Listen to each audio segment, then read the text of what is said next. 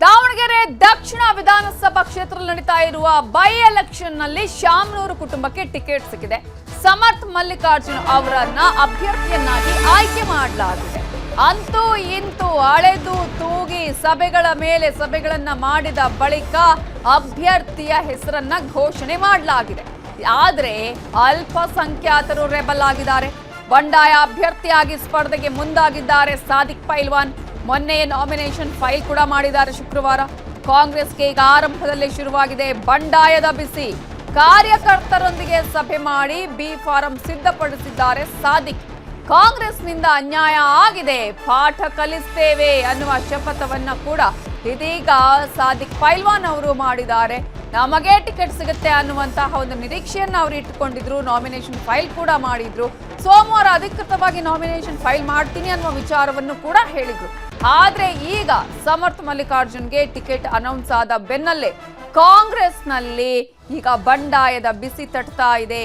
Ticket ಸಿಗದಿದ್ದಕ್ಕೆ ಅಲ್ಪಸಂಖ್ಯಾತರು rebel ಆಗಿದ್ದು ಈಗ ಎರಡೆರಡು ಬಣಗಳು ಇಲ್ಲಿ ಕಾಣಿಸ್ತಾ ಇದೆ. ಮುಸ್ಲಿಂ ಬಣದಲ್ಲೂ ಕೂಡ ಕೆಲವರು ಈಗಾಗಲೇ ಈ ಒಂದು ವಿಚಾರದಲ್ಲಿ ಸೈಲೆಂಟ್ ಆಗಿದ್ದಾರೆ.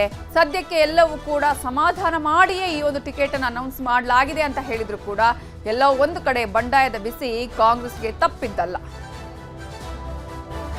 ಭಾಳ ಫೋನ್ ಬಂದಿದ್ದು. ನಾವು ಯಾವ ಕಾರಣಕ್ಕೂ ನಾನು ಬಗ್ಗ ಮಂಚ ಅಲ್ಲ, ನಾ ಹಿಂದಕ್ಕೆ ಸರಿಯಾನೂ ಅಲ್ಲ, ನಾನು ರಣರಂಗ ಬಯಲೆಯಲ್ಲಿ ಮೈದಾನದಲ್ಲಿ ಇರ್ತಾನೆ, ನಾನು ಚುನಾವಣೆ ಮಾಡೇ ಮಾಡ್ತೇನೆ ಸರ್. ಸವಾಲೇ ಹುಟ್ಟಲ್ಲ ಸರ್. ನಮಗೆ ಕಾಂಗ್ರೆಸ್ ಪಕ್ಷದಿಂದ ಭಾಳ ನೋವಾಗಿದೆ ಸರ್. ನಾವು ಕಾಂಗ್ರೆಸ್ನರೇ, ನಾವು 40 ವರ್ಷದಿಂದ ದುಡ್ದಿದ್ವಿ ಸರ್. ಹಂಗಾಗಿ ನಮ್ಗೆ ವಯಸ್ಸು ಬರೋದಿಲ್ಲ, ವಯಸ್ಸು ಹೋಗ್ತಾ ಇರ್ತೈತಿ.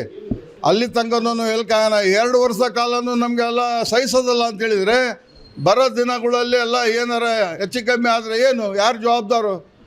ಒಂದು ಅಲ್ಪಸಂಖ್ಯಾತರಿಗೆ ಆಯ್ದ ವರ್ಗದವರಿಗೆ 2 ವರ್ಷ ಕಾಲ ಬರ್ರಪ್ಪ ಯಾರು ಸೂಕ್ತ ಇದ್ದಾರೆ ಬರ್ರಿ, ನಾನು ಕೆಲಸಕ್ಕೆ ಹೋಗ್ತೇನೆ ಅಂತಕ್ಕದ್ದು ಅವ್ರ ಬಾಯಲ್ಲಿ ಬರೋದಿಲ್ಲ. ಅವರೇ ಎಲ್ಲ ಮುಂದಾಳಾಗಿ ಬಂದು ಮತ್ತೆ ಬಿ ಫಾರಂ ಅವ್ರ ಬದಿಗೆ ಹೋಗ್ತೈತೆ ಅಂತ ಹೇಳಿದರೆ ನಾವು ತಕ್ಕಂಥ ಪಾಠ ಕಲಿಸ್ಲೇಬೇಕಲ್ಲ. ಇದ್ರ ಬಗ್ಗೆ ಇನ್ನಷ್ಟು ಡೀಟೇಲ್ಸ್ ಕೊಡೋದಕ್ಕೆ ನಮ್ಮ ರಿಪೋರ್ಟರ್ ಸಂಜಯ್ ನೇರ ಸಂಪರ್ಕದಲ್ಲಿ ಜಾಯ್ನ್ ಆಗಿದ್ದಾರೆ. ಸಂಜಯ್, ಈಗಾಗಲೇ ಎಲ್ಲ ಸಮಾಧಾನಗೊಳಿಸಿ ಎಲ್ಲರಿಗೂ ಕೂಡ ಮಾತನಾಡಿ ಈ ಒಂದು ಟಿಕೆಟ್ ಅನ್ನ ಅನೌನ್ಸ್ ಮಾಡಲಾಗಿದೆ ಅಂತ ಹೇಳಲಾಗ್ತಾ ಇದ್ರು ಕೂಡ ಬಂಡಾಯದ ಬಿಸಿ ಕಾಂಗ್ರೆಸ್ಗೆ ತಪ್ಪಿದ ಹಾಗೆ ಕಾಣಿಸ್ತಾ ಇಲ್ಲ. ಸಂಜೆಯ ಮೀಟಿಂಗ್ ನಲ್ಲೇ ಏನಾದರೂ ನಿರ್ಧಾರ ಆಗೋ ಚಾನ್ಸಸ್ ಇದೆಯಾ ಅಥವಾ ಸಾದಿಕ್ ಪೈಲ್ವಾನ್ ಅವರು ನೇರವಾಗಿ ಅಖಾಡಕ್ಕೆ ಇಳಿದಾಗಿದೆಯಾ? ಎಸ್ ನವಿತಾ ಜೈನ್, ಏನು ಈಗಾಗಲೇ ಗೊಂದಲದ ಮಧ್ಯೆ ಈಗ ಶಾಮನೂರು ಕುಟುಂಬಕ್ಕೆ ಅಂತಿಮವಾಗಿ ಈಗ ಬಿ ಫಾರಂ ಅನ್ನ ನೀಡಲಾಗಿದೆ. ಹೀಗಾಗಿ ಸಾಕಷ್ಟು ಮುಸ್ಲಿಮರು ಕೂಡ ಒಂದು ಆಕ್ರೋಶವನ್ನ ವ್ಯಕ್ತಪಡಿಸಿರುವಂತದ್ದು. ಈಗಾಗಲೇ ಸಾದಿಕ್ ಪೈಲ್ವಾನ್ ರವರು ಏನು ಮೊನ್ನೆ ಒಂದ್ಸತಿ ಈಗಾಗಲೇ ಏನು ನಾಮಪತ್ರವನ್ನ ಸಲ್ಲಿಕೆ ಮಾಡಿದ್ದಾರೆ ಸಾಂಕೇತಿಕವಾಗಿ. ನಾಳೆ ಕೂಡ ನಾನು ಯಾವುದೇ ಕಾರಣಕ್ಕೂ ಯಾರೇ ಬಂದು ಹೇಳಿದ್ರು ಕೂಡ ನಾನು ಯಾವುದೇ ಕಾರಣಕ್ಕೂ ವಾಪಸ್ ತಗೊಳೋದಿಲ್ಲ. ನಾಳೆ ಕೂಡ ಸಾವಿರಾರು ಸಂಖ್ಯೆಯಲ್ಲಿ ನಾಮಪತ್ರ ಸಲ್ಲಿಕೆಯನ್ನ ಮಾಡ್ತೀನಿ. ಯಾಕಂದ್ರೆ ಸುಮಾರು ಕಳೆದ 40 ವರ್ಷಗಳಿಂದ ನಾನು ಪಕ್ಷದಲ್ಲಿ ದುಡಿದಿದ್ದೇನೆ. ಆದ್ರೆ ನಮಗೆ ಈ ರೀತಿ ಕಾಂಗ್ರೆಸ್ ಪಕ್ಷ ಅನ್ಯಾಯ ಮಾಡಿದೆ. ಹಾಗಾಗಿ ನಾನು ಕ್ಯಾಂಡಿಡೇಟ್ ಆಗಿ ಇದ್ದೇ ಇರ್ತೀನಿ ಕಣದಲ್ಲಿ ಅಂತ ಹೇಳಿದ್ದಾರೆ. ಯಾಕಂದ್ರೆ 2008 ಇದೇ ಸಾದಿಕ್ ಪೈಲ್ವಾನ್ಗೆ ಅವ್ರಿಗೆ ಟಿಕೆಟ್ ಆಗಿರುತ್ತೆ. ಟಿಕೆಟ್ ಆದಂತಹ ಸಂದರ್ಭದಲ್ಲಿ ಏನು ಇವರ ಹೆಸರನ್ನ ಕಾಟ್ ಹಾಕಿ ಬಿ ಫಾರಂ ಮೇಲೆ ಎಸ್ ಮಲ್ಲಿಕಾರ್ಜುನ್ ಹೆಸರನ್ನ ಬರೀತಾರೆ. ಹಾಗೂ ಕೂಡ ನಮ್ಗೆ ಅನ್ಯಾಯ ಆಗಿತ್ತು, ಈಗ ಕೂಡ ಅನ್ಯಾಯ ಆಗಿದೆ ಅಂತ ಹೇಳಿ ಈಗ ಸಾಕಷ್ಟು ಆಕ್ರೋಶವನ್ನು ವ್ಯಕ್ತಪಡಿಸಿದ್ರೆ. ಅದಲ್ಲದೆ ಕೂಡ ಏನು ಸಚಿವರು ಬಂದ ನಂತರ ಏನು ಇವ್ರನ್ನೆಲ್ಲರನ್ನು ಸಮಾಧಾನ ಪಡಿಸುವಂತ ಕೆಲಸ ಮಾಡ್ತಾರಾ ಅನ್ನೋದನ್ನ ಕಾದ್ ನೋಡ್ಬೇಕಾಗಿದೆ. ಯಾಕಂದ್ರೆ ಈಗಾಗಲೇ ಏನು ಇನ್ನೊಂದು ಬಣ ಏನು MLC ಅಬ್ದುಲ್ ಜಬ್ಬಾರ್ ಅವ್ರ ಬಣ ಇತ್ತು, ಅವ್ರ ಬಣ ಈಗ ತಟಸ್ಥವಾಗಿದೆ.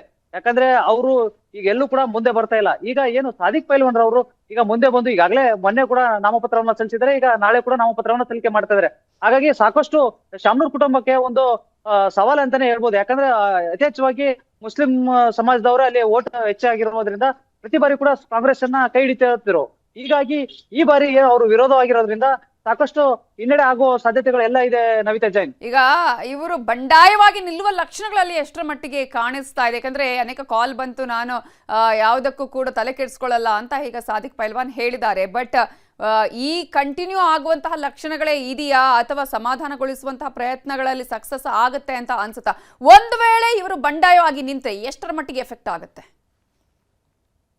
ಎಸ್ ನವಿತಾ ಜೈನ್, ಯಾಕಂದ್ರೆ ಈಗ ಯಾರೇ ಈಗಾಗಲೇ ಅವರು ನಾಮಪತ್ರನ ಸಲ್ಲಿಕೆ ಮಾಡಿದ್ರು.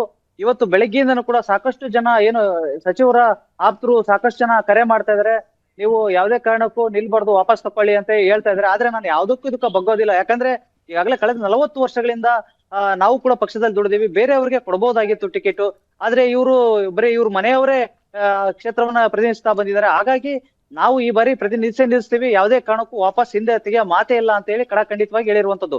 ಈಗ ನಾಳೆ ಕೂಡ ಅಧಿಕೃತವಾಗಿ ಬಂಡಾಯ ಕಾಂಗ್ರೆಸ್ ಅಭ್ಯರ್ಥಿಯಾಗಿ ನಾನು ನಾಮಪತ್ರವನ್ನ ಸಲ್ಲಿಕೆ ಮಾಡ್ತೀನಿ ಅಂತ ಹೇಳಿ ಈಗಾಗಲೇ ಸಾದಿಕ್ ಪೈಲ್ವಾನ್ ಅವರು ಹೇಳಿರುವಂತದ್ದು. ಈಗ ಏನಾದ್ರು ಒಂದ್ ವೇಳೆ ಇವರು ವಾಪಸ್ ತಗೊಳ್ಳಿಲ್ಲ ಅಂದ್ರೆ ಸಾಕಷ್ಟು ಕಾಂಗ್ರೆಸ್ಗೆ ಸ್ವಲ್ಪ ಹೊಡೆತೇನೆ ಅಂತ ಹೇಳ್ಬೋದು. ಯಾಕಂದ್ರೆ ಸಾಕಷ್ಟು ಆ ಭಾಗದಲ್ಲಿ ಏನು ಮುಸ್ಲಿಮ್ರು ಹೆಚ್ಚು ಮತಗಳಿರೋದ್ರಿಂದ ಸಾದಿಕ್ ಪೈಲ್ವಾನ್ ಆ ಸಮಾಜದ ಮುಖಂಡರಿರೋದ್ರಿಂದ ಸ್ವಲ್ಪ ಓಟುಗಳು ಛಿದ್ರ ಆಗೋ ಸಾಧ್ಯತೆಗಳಿದೆ. ಹಾಗಾಗಿ ಎಲ್ಲ ಒಂದ್ ಕಡೆ ಈ ಇಬ್ಬರ ಮಧ್ಯೆ ಬಿಜೆಪಿಗೆ ಪ್ಲಸ್ ಪಾಯಿಂಟ್ ಆಗುತ್ತಾ ಅನ್ನೋದನ್ನ ಕಾದ್ ನೋಡ್ಬೇಕಾಗಿದೆ Navitha Jain. Okay, thank you Sanjay details.